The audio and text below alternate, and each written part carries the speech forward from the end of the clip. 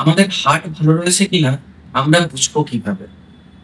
কি কি বেসিক কিছু পরীক্ষা নিরীক্ষার মাধ্যমে আমরা বুঝতে পারি যে আমাদের হার্ট ভালো রয়েছে? নমস্কার, আমি ডক্টর মনোদীপ। আমি একজন মেডিসিন বিশেষজ্ঞ। আসুন আজ আলোচনা করা যাক হার্ট হেলথ নিয়ে। হার্ট হেলথ নিয়ে আলোচনা করার প্রয়োজনীয়তাটা কি? আমরা যদি দেখি বিগত কয়েক বছর ধরে সারা পৃথিবীব্যাপী সব থেকে বেশি মানুষ কিন্তু মারা যায় হার্টের রোগে আক্রান্ত হয়ে। আপনারা রিসেন্টও অনেকবার নিউজে বা খবরের কাগজে পড়েছেন যে হার্টের রোগে আক্রান্ত হয়ে অনেক সেলিব্রিটিরও কিন্তু মৃত্যু হয়েছে, এবং সেটা খুব কম এজে। তাই হার্টের রোগ কিন্তু খুব কমন, এবং আমাদের এই হার্টের রোগগুলোকে প্রিভেন্ট করাটা খুব ইম্পর্টেন্ট। তো এখন হার্ট ভালো আছে কিনা জানার জন্য আমরা কি কি বেসিক কিছু পরীক্ষা নিরীক্ষা করি।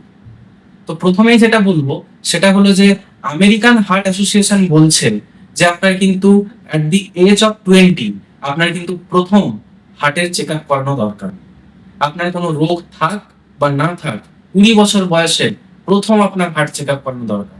কারণটা এই যে একটু আগে আমি বললাম যে এখন কিন্তু হার্ট অ্যাটাক অনেক কম বয়সেও হচ্ছে।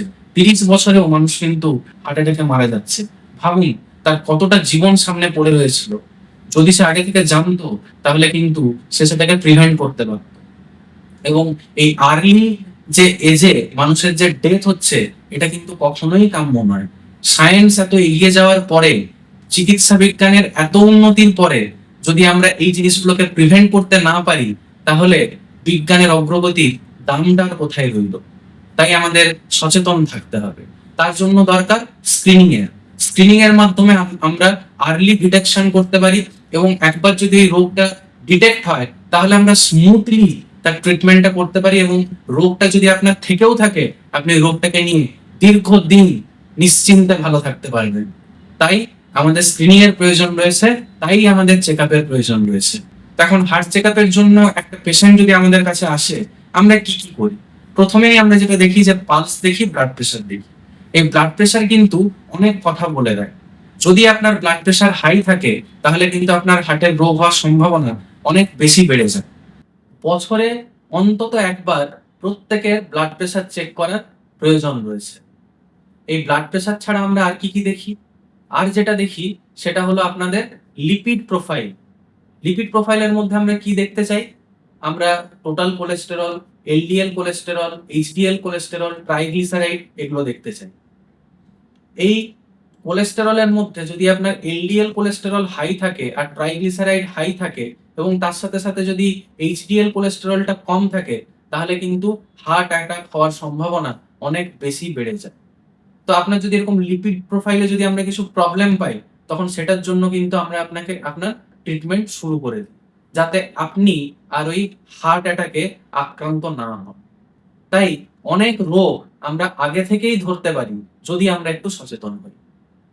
এবার আসা যাক ব্লাড প্রেশার আর লিপিড প্রোফাইল ছাড়া আমরা আর কি কি দেখি।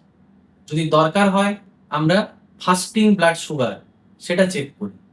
তখন এই সুগার চেক করার মাধ্যমে আমরা বুঝতে চাই যে আপনার ডায়াবেটিস আছে কি। যদি আপনার সুগার হাই থাকে তাহলেও কিন্তু আপনার হার্টের অসুখ হওয়ার সম্ভাবনা অনেক বেড়ে যায়। আমেরিকান ডায়াবেটিক অ্যাসোসিয়েশনের মতে ব্লাড সুগার অ্যাটলিস্ট 3 বছরে একবার চেক করা প্রয়োজন, এবং প্রথম আমরা চেক করতে বলি 30 বছর বয়সে। কিন্তু যদি আপনার কোনো রিস্ক ফ্যাক্টর থেকে থাকে, অর্থাৎ আপনি নর্মাল হার্টের চেক আপের জন্য এসছেন, তার সাথে যদি আমরা দেখি যে আপনি একটু মোটা, আপনার ওজন বেশি, এবং আপনার স্মোকিং এর হ্যাবিট রয়েছে, আপনার অ্যালকোহল ইনটেকের হ্যাবিট রয়েছে, তাহলে কিন্তু তারও আগে অর্থাৎ 30-এর আগেও কিন্তু আপনার ব্লাড সুগার চেক করার প্রয়োজন রয়েছে। এবং যদি আপনার সুগার হাই থাকে তাহলে কিন্তু আপনার হার্টের সমস্যা হওয়ার সম্ভাবনা প্রবল। এছাড়া আমরা কি দেখি? যদি প্রয়োজন পড়ে তাহলে আমরা অনেক সময় পেশেন্টকে একটা ইসিজি করতে দিই। সেটা ডিপেন্ড করছে যে যে ডাক্তারবাবু দেখছেন তিনি একটা পেশেন্টকে দেখার পর তার ক্লিনিক্যাল জাজমেন্টের উপরে সেটা ডিপেন্ড করে। তার যদি মনে হয় তিনি আপনাকে একটা ইসিজি করতে দিতে পারেন, এটা একটা বেসিক টেস্ট, সাথে আপনাকে একটা চেস্ট এক্স-রে করতে দিতে পারেন, দিয়ে জানার চেষ্টা করতে পারেন যে আপনার হার্ট কিরকম রয়েছে। তাহলে আরেকবার বলে নিই, আপনার ব্লাড প্রেশার খুব ইম্পর্টেন্ট একটা জিনিস, আপনার লিপিড প্রোফাইল খুব ইম্পর্টেন্ট একটা জিনিস, আপনার সুগার আছে কিনা এটা খুব ইম্পর্টেন্ট জিনিস, তার সাথে সাথে আপনার ডাক্তারবাবুকে বলা দরকার যে আপনার যদি কোনো বাজে অভ্যেস থেকে থাকে, যেমন যদি কেউ মদ খায়, যদি কেউ সিগারেট খায়, যদি কারো অন্যান্য যে সমস্ত যে আমাদের সাবস্ট্যান্স অ্যাবিউজ এর যদি কোনো হিস্ট্রি থাকে, তাহলে সেটা আপনার কিন্তু জানানো প্রয়োজন। এগুলোও কিন্তু রিস্ক ফ্যাক্টর। এবং সাথে সাথে সবার শেষে যেটা না বললেই নয়, সেটা আমরা দেখতে চাই যে আপনার ওজন কিরকম, আপনার বিএমআই কতটা। আপনার বিএমআই যদি 25 এর বেশি হয়, তাহলে সেটা আপনার হার্টের জন্য কখনোই ভালো না। বিএমআই আমরা কিভাবে ক্যালকুলেট করি? আপনার ওজন দেখি এবং সাথে আপনার উচ্চতা কতটা সেটা দেখতে হয়। এবং এই দুটোর উপর ভিত্তি করে আমরা বিএমআই ক্যালকুলেট করি। অর্থাৎ এক কথায় বলতে গেলে আপনার নির্দিষ্ট বয়স অনুযায়ী যে সাধারণ যে নরমাল ওজন, সেটাকে কিন্তু মেইনটেইন করতে হবে। কখনো তার থেকে বেশি ওজন যেন আপনার না হয়ে যায়।